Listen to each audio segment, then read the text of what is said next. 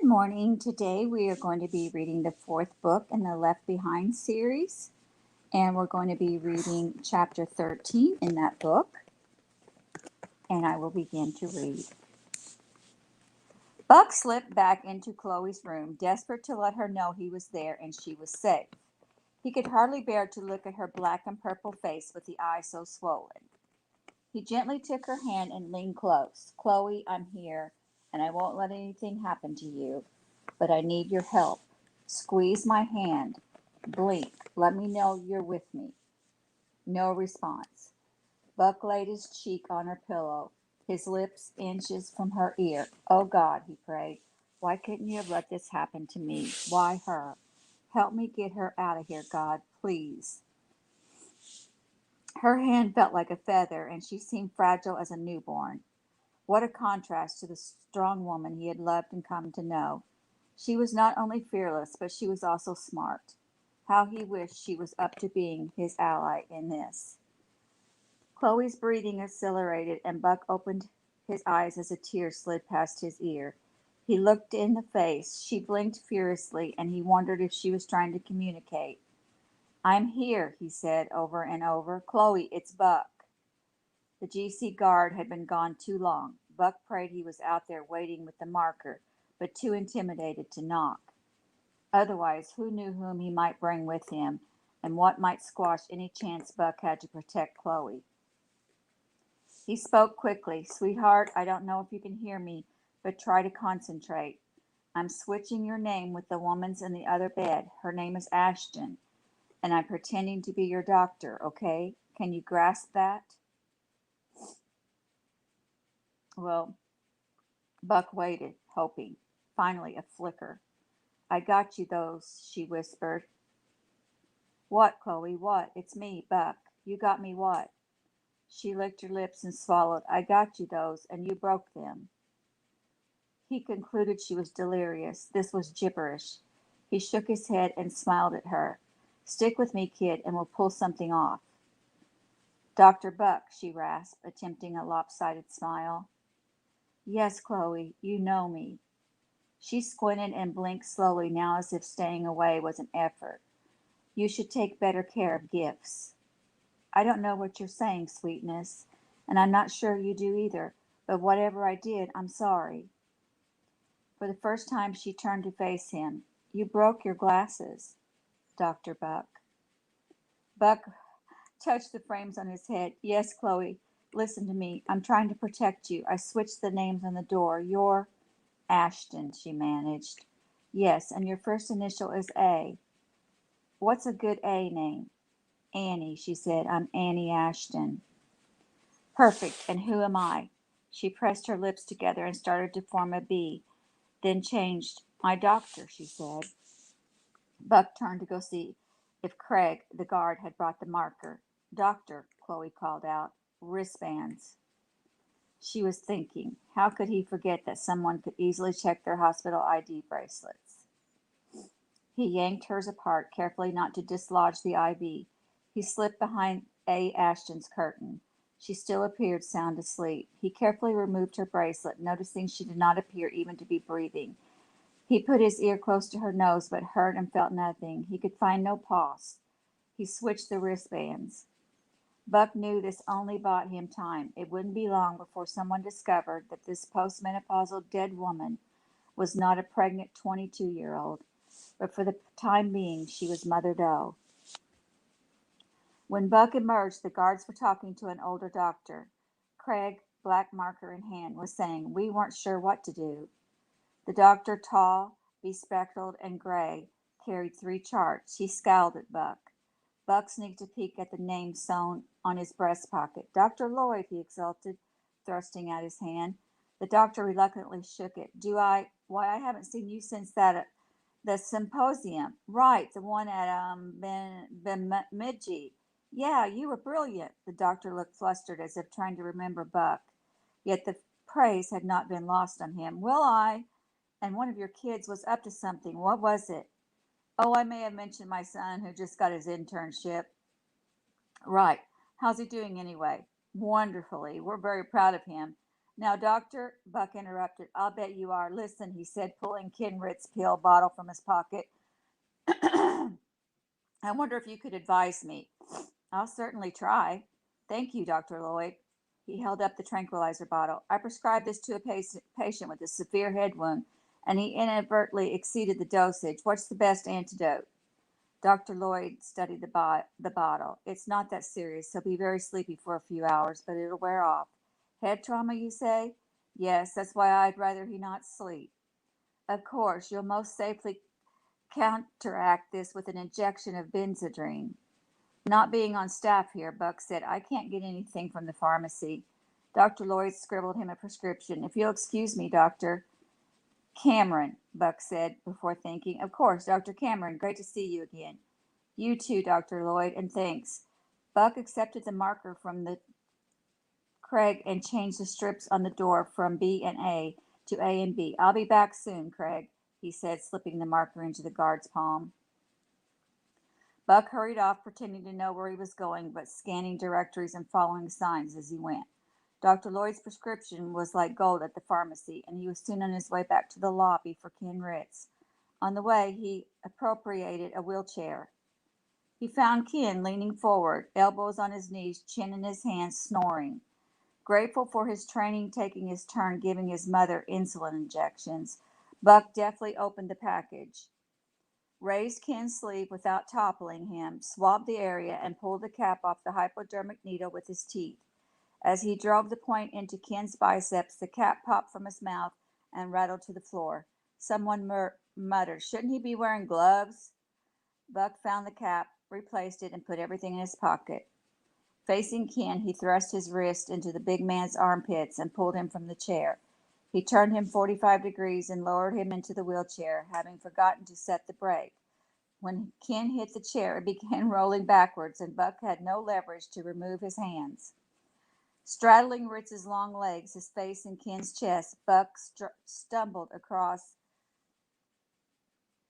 Where'd it go? The waiting room as onlookers dived out of the way. As the chair picked up speed, Buck's only option was to drag his feet. He wound up sprawled across the lanky pilot, who roused briefly and called out, Charlie Bravo Alpha to base.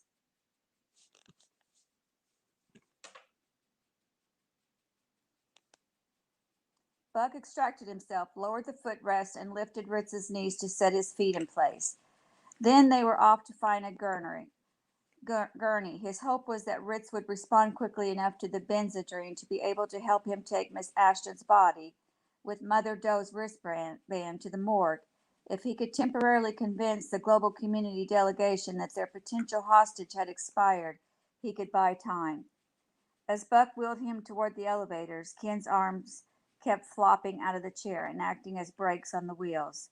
Buck would grab them and tuck them back in, only to find himself veering into traffic. Buck finally secured Ken's arms by the time they backed into the elevator, but Ritz chose that moment to let his chin drop to his chest, exposing his scalp wound to everyone aboard.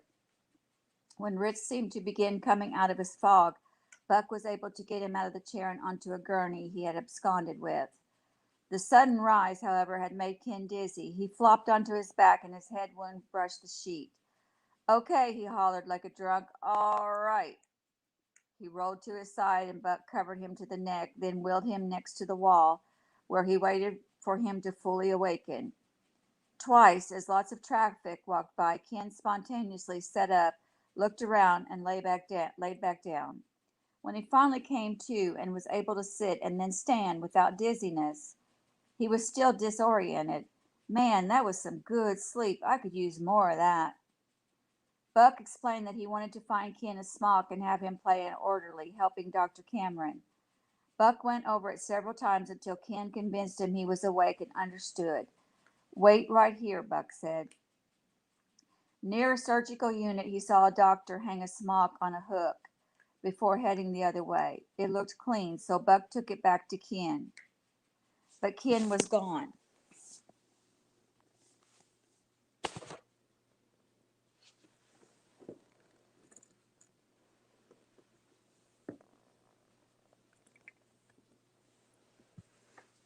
Buck found him at the elevator. What are you doing? I gotta get my bag, Ken said. We left it outside. It's under a chair in the waiting room. We'll get it later. Now put this on. The sleeves were 4 inches short. Ken looked like the last renter in a costume shop. Pushing the gurney, they hurried to 335 as fast as Ken could go.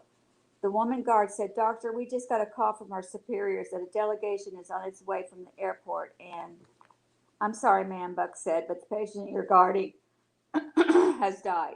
Died, she said? Well, it certainly wasn't our fault. No one is saying it's your fault. Now I need to take the body to the morgue. You can tell your delegation or whomever where to find her. Then we don't need to stay here, do we? Of course not. Thanks for your service. As Buck and Ken entered the room, Craig caught sight of Ritz's head. Man, are you an orderly or a patient? Ken whirled around. Are you discriminating against the handicapped? No, sir. I'm sorry. It's just everybody needs a job, Ken said. Chloe tried to smile when he saw Ken, whom she had met at the Palawaki after Buck and Tyson's flight from Egypt. Buck looked pointedly at Ritz. Meet Annie Ashton, he said. I'm her doctor. Dr. Buck, Chloe said quietly. He broke his glasses. Ritz smiled. Sounds like we're on the same medication. Buck pulled the sheet over the dead woman's head, rolled her bed out, and replaced it with the gurney. He wheeled the bed to the door and asked Ken to stay with Chloe, just in case. In case what? In case those GC guys show up. I get to play doctor? In a manner of speaking, if we can convince them the woman they want is in the morgue, we might have time to hide Chloe. You don't want to strap her to the top of our rental car. Buck pushed the bed down the corridor to the elevators. Getting off were 4 people, 3 of them men dressed in dark business suits. Tags on their jackets identified them as global community operatives. One said, What are we looking for again? Another said, 335. Buck averted his face, not knowing whether his picture had been circulated. As soon as he rolled the bed onto the elevator, a doctor hit the emergency stop button. A half-dozen people were in the car with Buck and the body. I'm sorry, ladies and gentlemen, the doctor said. Just a moment, please. He whispered in Buck's ear. You're not a resident here, are you? No. There are strict rules about transporting corpses on other than the service elevators. I didn't know. The doctor turned to the others. I'm sorry, but you're going to need to take another elevator. Gladly, somebody said. The doctor turned the elevator back on and everybody else got off. He hit the button for the sub-basement. First time in this hospital? Yes. Left and all the way to the end. At the morgue, Buck thought about leaving the body outside the door and hoping it would be misidentified temporarily as Mother Doe. But he was seen by a man behind the desk who said, You're not supposed to bring beds in here. We can't be responsible for that. You have to take it back with you. I'm on a tight schedule. That's your problem. We're not answering for a room bed being down here. 2 orderlies lifted the body to a gurney and the man said, Papers? I'm sorry? Papers, death certificate, doctor's sign off, Buck said. Wristband says Mother Doe. I was told to bring her down here. That's all I know. Who's her doctor? I have no idea. What room? 335. We'll look it up. Now get this bed out of here. Buck hurried down the elevator, praising the ruse had worked and that the GC contingent was on its way to the morgue to make sure about Mother Doe. He did not cross paths with them, however, on the way back. He was almost at room 335 when they emerged. He looked the other way and kept walking. One said, Where's Charles, anyway? The woman said, We should have waited. He was parking the car. How's he supposed to find us now? He can't be far. When he gets here, we'll get to the bottom of this. When they were out of sight, Buck pushed the bed back into 335. It's just me, he said as he passed Chloe's curtain. He found Chloe even paler and now trembling. Ken sat next to the bed, hands resting lightly atop his head. Are you cold, hon? Buck asked. Chloe shook her head. Her discoloration had spread. The ugly streaks caused by bleeding under the skin nearly reached her temple. She's a little shook, that's all, Ritz said. Me too, though I deserve an Oscar. Dr. Airplane, Chloe said, and Ritz laughed. That's what she said. That's all they could get out of her except her name. Annie Ashton, she whispered. Screwed up those guys' heads something awful. They came in complaining, especially the woman about having no guards assigned like they asked. We didn't ask, Ken said, mimicking her voice. It was a directive. Chloe nodded. Ken continued. They shuffle past, snagging the end of our drape, talking about how she's in bed B, all proud of themselves because they can read an adhesive strip on the door. I call out, 2 visitors at a time, please, and I'd appreciate you keeping it down. I have a toxic patient here.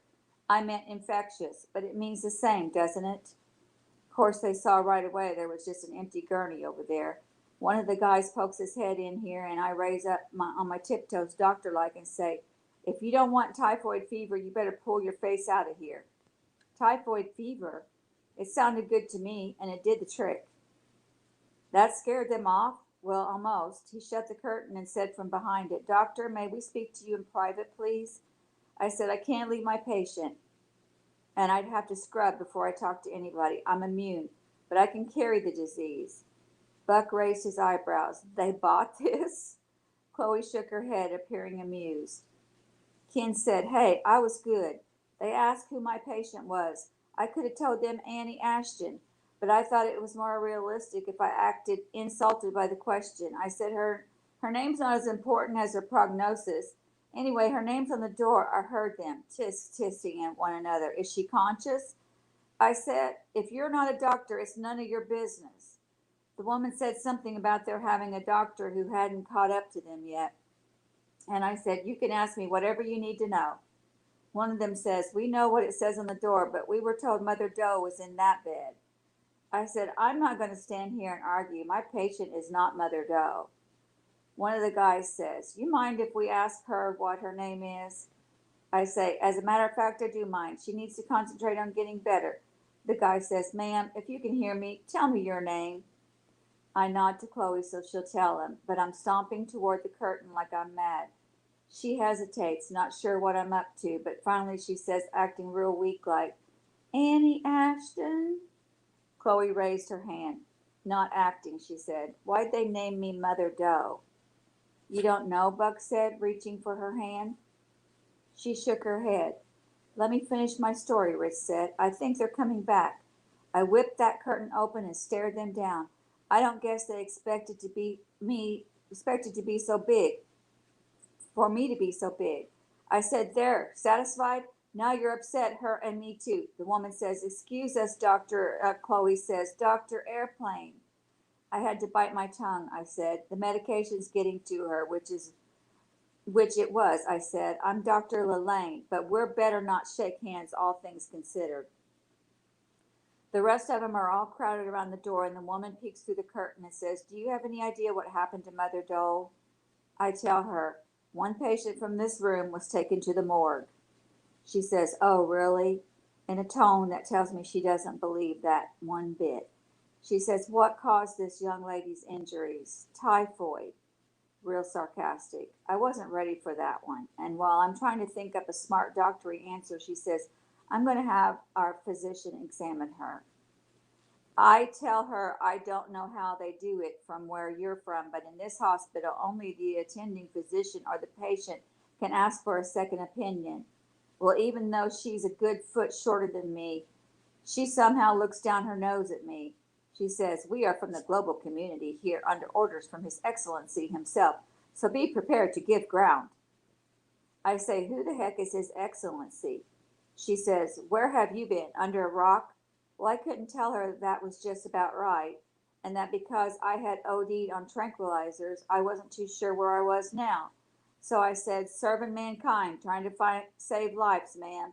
She huffed out, and a couple minutes later, you walked in. You're up to date. And they're bringing in a doctor, Buck said. Terrific. We better hide her someplace and see if we can get her lost in the system. Answer me, Chloe whispered. What? Buck, am I pregnant? Yes. Is the baby okay? So far. How about me? You're pretty banged up, but you're not in danger. Your typhoid fever is almost gone, Rich said. Chloe frowned. Dr. Airplane, she scolded. Buck, I have to get better fast. What do these people want? It's a long story. Basically, they want to trade you for either Tyson or Hattie or both.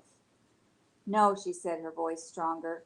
Don't worry, Buck said, but we better get going. We're not going to fool a real doctor for long, despite Joe Thespian here.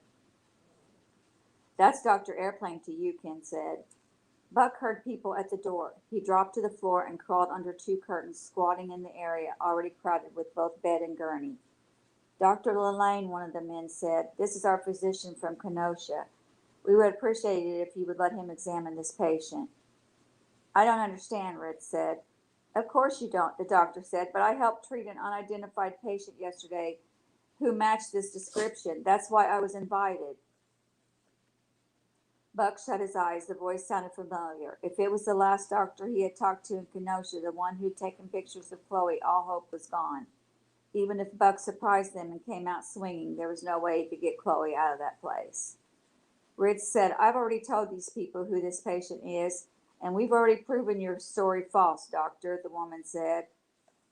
We asked for Mother Doe in the morgue. It didn't take long to determine that that was the real Miss Ashton.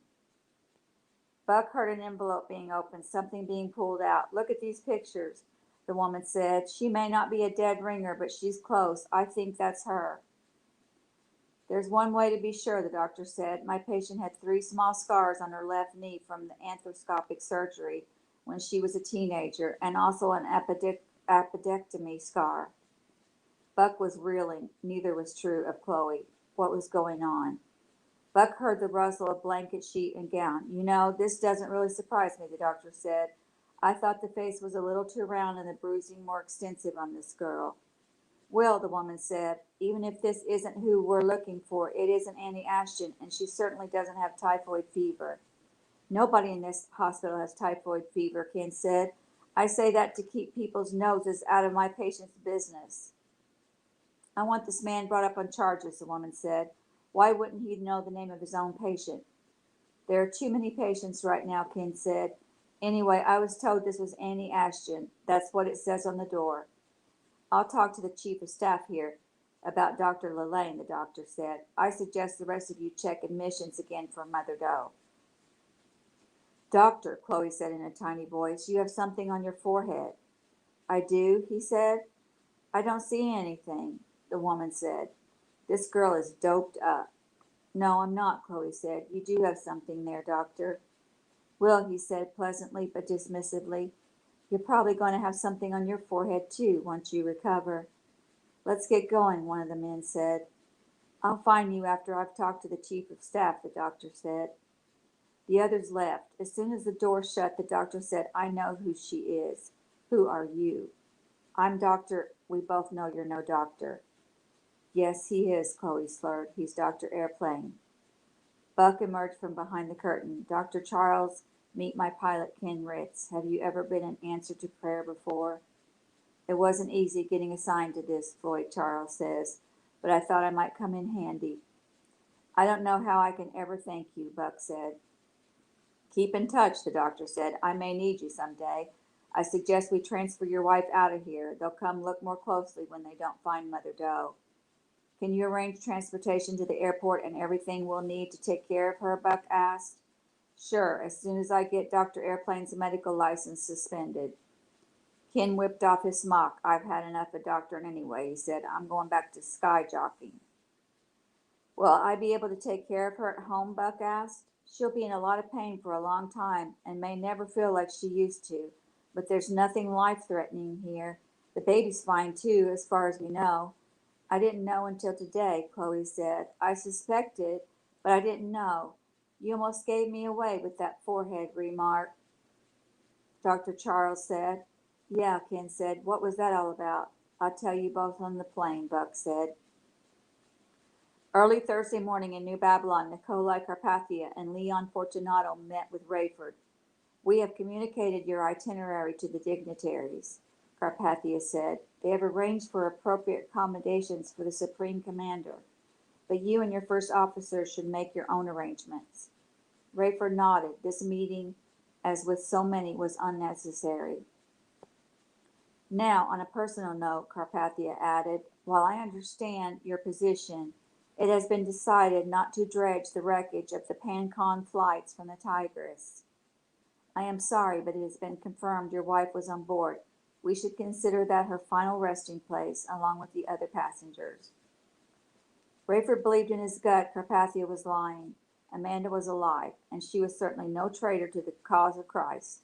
He and Mac had scuba gear coming, and while he had no idea where Amanda was, he would start by proving she was not on board that submerged 747. 2 hours before flight time Friday, Mac told Rayford he had replaced the fixed-wing aircraft in the cargo hold. We're already taking the chopper, he said. That little 2-engine job is redundant. I replaced it with the Challenger 3. Where'd you find that? The Challenger was about the size of a Learjet, but nearly twice as fast. It had been developed during the last 6 months. I thought we lost everything but the chopper, the fixed wing, and the Condor. But beyond the rise in the middle of the airstrip, I found the Challenger. I had to install a new antenna and a new tail rudder system, but she's good as new. I wish I knew how to fly it, Rayford said. Maybe I could see my family while Fortunato's laying over in Texas. They found your daughter? Just got the word she's banged up, but she's fine, and I'm going to be a grandpa. That's great, Ray, Max said, patting Rayford on the shoulder. I'll teach you the Challenger. You'll know how to drive it in no time. I've got to finish packing and get an email to Buck, Rayford said. You're not sending or receiving through the system here, are you? No, I got a coded email from Buck informing me when my private phone would be ringing. I made sure I was outside at that time. We got to talk to Hasid about how secure the internet is in here. You and he and I have all been on the net, keeping track of your friend Tyson. I'm worried that the brass can tell who's been on. Carpathia's got to be furious about Tyson. We could all be in trouble. David told me that if we stay with the bulletin boards, we're not traceable.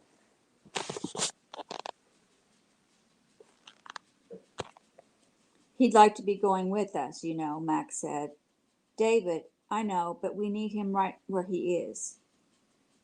And that is the end of chapter 13, and next we'll be reading chapter 14. Thank you for joining me. Have a wonderful day.